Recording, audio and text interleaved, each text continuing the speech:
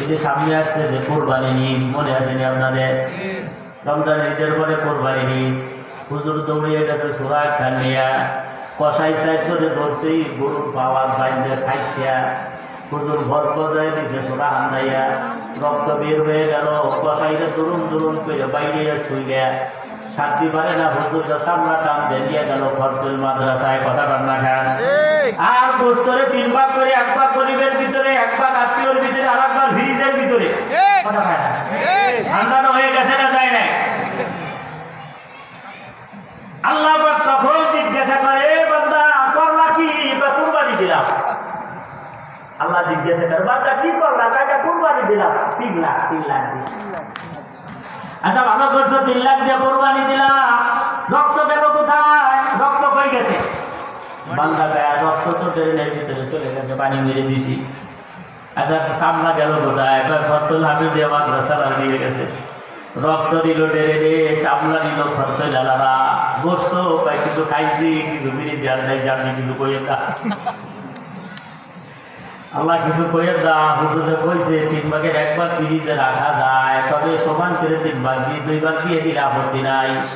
আমি তো রেখে দিছি। আল্লাহ কাছে কিছু রাখলো ফ্রিজে, কিছু দিল গরিবরে, কিছু কিছু আত্মীয় রে, রক্ত দিলা জমিনে, চামড়া দিলা ফরতুল, আবার একটু ঘোরার দিন দিলা, আমার পয়লাতে কুরবানি দিলা, আমারে কি দিলা? তখন আমরা আপনার কাছে ব্যর্থ। আল্লাহ আপনার এই প্রশ্নের উত্তর দেওয়ার মতো ক্ষমতা আমাদের। আল্লাহ নিজেই বলেন, আমি আল্লাহ তোমাদের দিলের দিকে তাকায় দেখি। সুবহানাল্লাহ বলেন।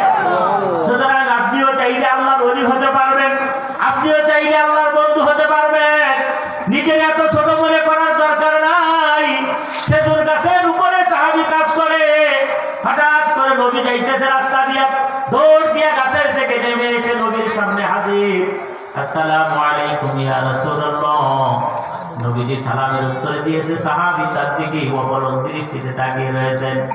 নবীজি কতক্ষণ তাকানোর পরে নিজে হাত সাহাবীর দিকে আগায় দিয়েছেন মুসাফা করার জন্য।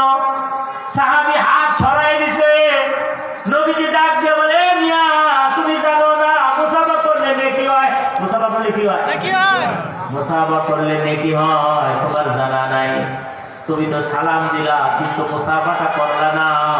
উল্টে আমি নবী হাত বাড়াইলাম, তুমি হাত টানতে নিয়ে গেলা, কারণটা কি? ওই সাহাবী কয়, ইয়া রাসূলুল্লাহ আমি জানি মুসাফা করলে নেকি হয়, গুনাহ ধরে যায়, এটা আমি জানি। এরপরে নবীর সাথে মুসাফা, আপনার হাতে হাত লাগলে পরে কিয়ামতের ময়দানে হাতটা জাহান্নামের আগুনে জ্বলতো না। এসব আমি জানি। আমার দিলের ভিতরে খোঁচাইতেছে, মন চাইতেছে, কলিজা ছিঁড়ে যাইতেছে, কিন্তু পারতেছি না হাত মিলাইতে। কেন? তাই আমি গাছের উপরে কাজ করতেছিলাম, আমার হাতের ভিতরে ময়লা আবর্জনা, ধুলা বালি লাগা আমার হাতের ভিতরে। ইয়া রাসূল